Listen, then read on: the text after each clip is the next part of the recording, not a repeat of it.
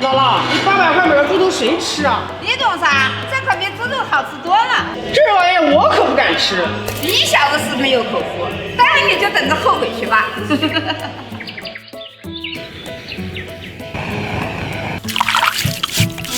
姥姥，你还是别折腾了，这么多毛。谁说的？姥姥做出鸭子头香得很。得了吧，这能压得出来吗？先给猪头焯下水。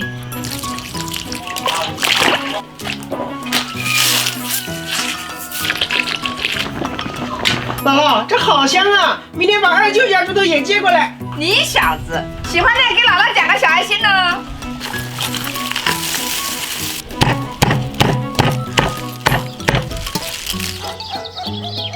姥姥，全村人就属你手艺最好。你在抖音上给姐姐买的羽绒服，我也想要。就你小子嘴甜，你看里面都是时尚潮牌海宝珍，现在年终大促，划算的很。你们年轻人喜欢吧？那你可得帮我付。包起来压一碗就可以吃了。